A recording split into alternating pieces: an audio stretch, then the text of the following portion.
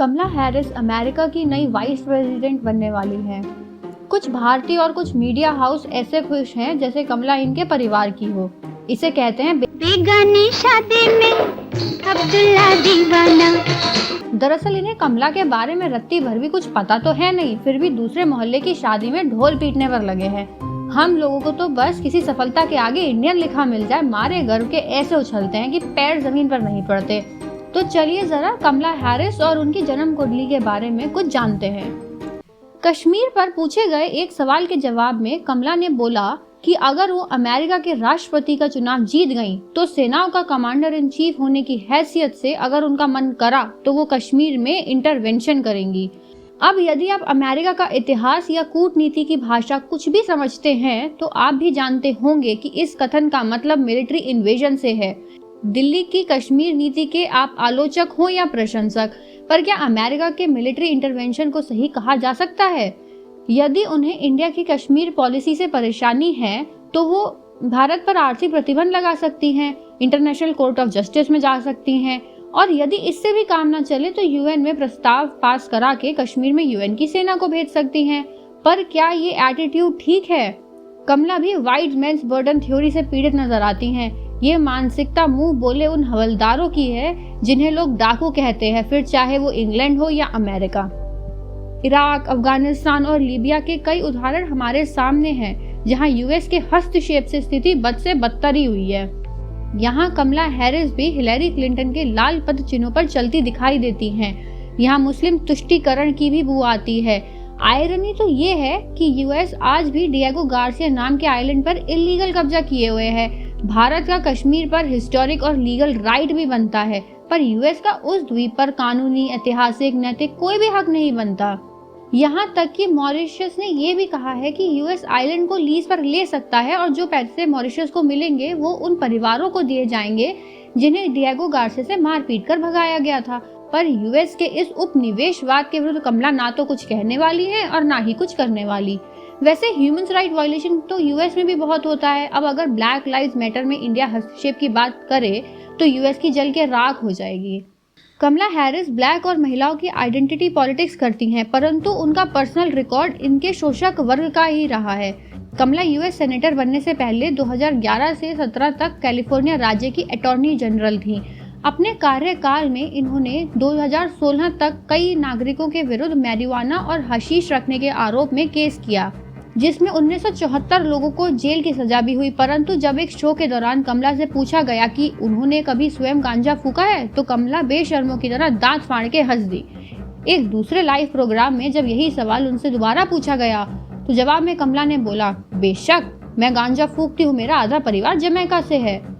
क्या बात है मैडम, अगर गांजा फूकना इन मैडम को कूल लगता है तो गांजे के चक्कर में 2000 लोगों को जेल में क्यों डाल दिया? उन्हें सिर्फ फाइन लगाकर भी छोड़ा जा सकता था। और यूएस की पुलिस ब्लैक लोग की तलाशी भी ज्यादा लेती है, इसलिए कैलिफोर्निया जेल में ब्लैक लोग की संख्या गोरों से लगभग 6.7 गुना अधिक है।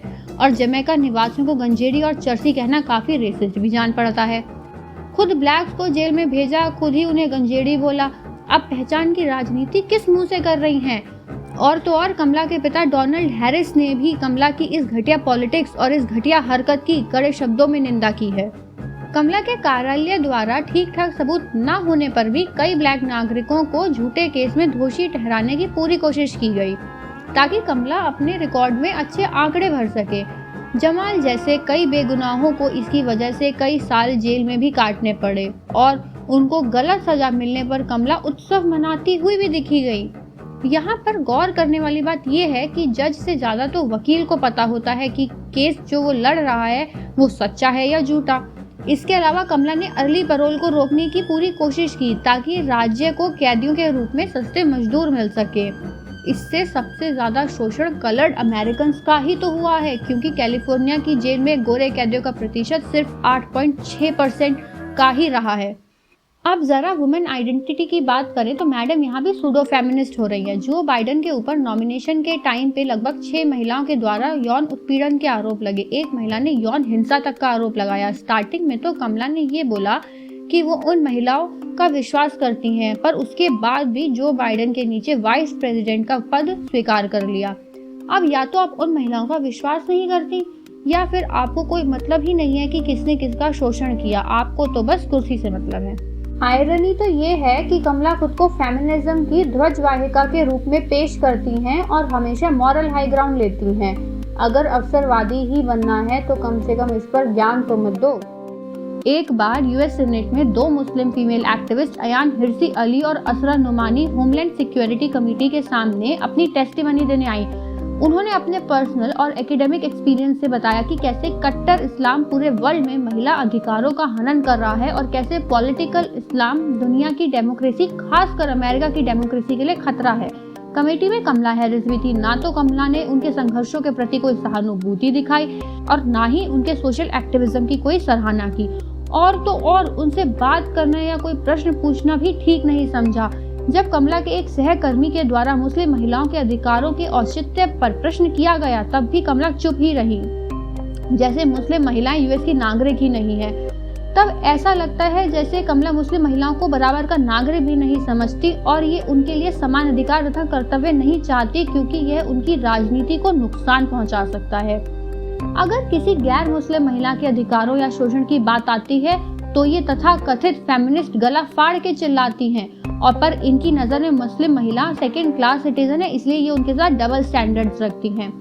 यूएस में महिलाओं को हर स्थिति में अबॉर्शन का अधिकार दिलाने के लिए कमला काफी मुखर रही हैं, पर जहां पर मुस्लिम महिला या मुस्लिम LGBTQ+ के अधिकारों का सवाल आता है वहां कमला चुप होकर बैठ जाती हैं। यूएस में महिला सेक्स वर्कर्स के अधिकारों को कम करने तथा उनके डेली लाइफ को असुरक्षित बनाने में भी कमला का प्रत्यक्ष हाथ रहा है।